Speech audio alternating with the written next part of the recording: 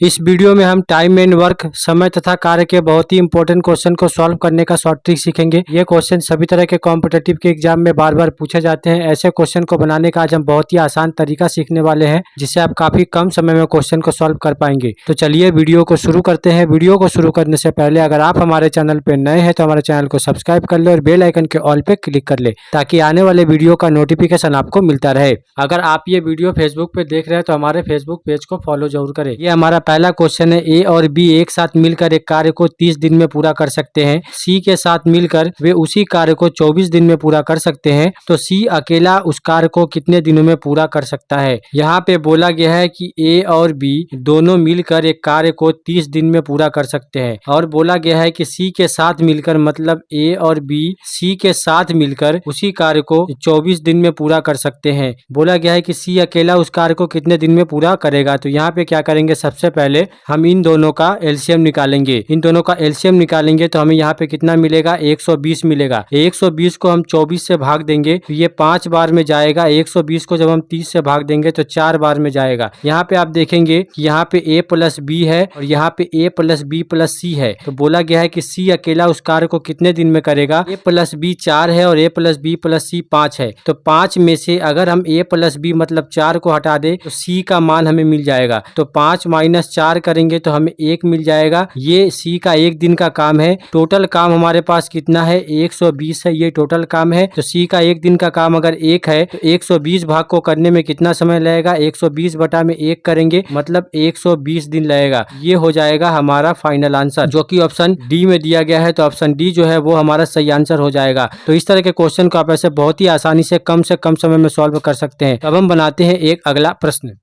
इस क्वेश्चन में बोला गया है कि ए, बी और सी किसी कार्य को क्रमशः 20, 30 और 60 दिन में पूरा कर सकते हैं। यदि प्रत्येक तीसरे दिन बी और सी ए की सहायता करते हैं तो ए उस कार्य को कितने दिन में पूरा कर सकता है। इस क्वेश्चन को कैसे सॉल्व करेंगे हम, यहाँ पे बोला गया है कि ए जो है वो 20 दिन में काम पूरा करता है, बी 30 दिन में और सी जो है वो 60 दिन में। सबसे पहले इसका हम एलसीएम निकालेंगे तो हमें 60 मिलेगा। 60 को जब 60 से डिवाइड करेंगे तो 1 बार में जाएगा। 60 को जब 30 से डिवाइड करेंगे तो 2 बार में जाएगा। 60 को जब 20 से डिवाइड करेंगे तो 3 बार में जाएगा। यहाँ पे क्या बोला गया है कि प्रत्येक तीसरे दिन बी और सी ए की सहायता करते हैं। तो ए जो है उसका 2 दिन का काम हम निकालेंगे। 2 दिन का काम, क्योंकि तीसरा दिन बी और सी उसका सहायता करता है। तो ए का 2 दिन का काम कितना होगा, ए का 1 दिन का काम है 3, तो 3 गुना 2 करेंगे तो मतलब 6 काम होगा 2 दिन का ए का। तीसरा दिन क्या होगा, तीनों मिल के काम करेंगे, मतलब ए, बी और सी, क्योंकि बी और सी ए का सहायता करेंगे। तो यहाँ पे तीनों मिल के कितना काम करते हैं एक दिन में, 3 2 5 5 1 6। तो इसमें 6 प्लस कर देंगे तो हमें यहाँ पे कितना मिल जाएगा, 12 काम मिल जाएगा। 12 काम, ये 3 दिन का काम है। 12 काम जो है ये 3 दिन का काम है। यहाँ पे टोटल काम कितना है, 60 है। तो क्या करेंगे, 60 को हम 12 से डिवाइड करेंगे तो ये 5 बार में कट जाएगा। जबकि हमने यहाँ पे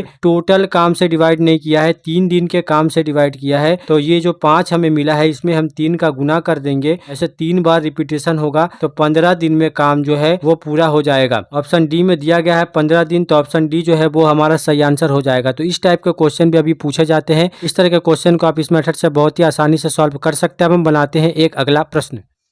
इस क्वेश्चन में बोला गया है कि ए और बी एक साथ मिलकर किसी कार्य को 24 दिन में पूरा कर सकता है। उन्होंने 18 दिनों तक यह कार्य किया और फिर शेष कार्य को सी ने 10 दिन में पूरा किया। तो ए, बी और सी एक साथ मिलकर इस कार्य को कितने दिन में पूरा कर सकते हैं। यहाँ पे बोला गया है कि ए और बी एक साथ मिलकर उस कार्य को 24 दिन में पूरा कर सकते हैं, पर उन्होंने काम कितना दिन किया है, 18 दिन काम किया है। तो यहाँ पे हम देखेंगे कि 24 दिन में ए प्लस बी कितना काम करते हैं, 1 काम करते हैं। तो 1 दिन में कितना काम करेंगे, 1/24 काम करेंगे। 18 दिन में कितना काम करेंगे, इसमें 18 गुना हो जाएगा। 6 से हम डिवाइड करेंगे, 6 तिया 18, 6 चौका 24, तो 3/4 काम हमें मिलेगा 18 दिन में। किसका काम, ए प्लस बी का। 18 दिन का काम कितना होगा, 3/4। बोला गया है कि शेष कार्य को सी ने 10 दिन में पूरा किया। तो शेष काम कितना हो जाएगा, शेष काम हम कैसे निकालेंगे, टोटल काम जब हमने 1 माना है तो 1 में से 3/4 को माइनस करेंगे तो 4 एकम 4, 4 में से 3 को माइनस करेंगे तो 1/4 ये हो जाएगा शेष काम। ये सी किया है 10 दिन में, 10 दिन में सी ने इसे पूरा किया है, मतलब 1/4 काम सी ने 10 दिन में पूरा किया है। तो एक काम कितने दिन में पूरा होगा? 10 का गुना 4 में कर देंगे, 10 गुना 4 मतलब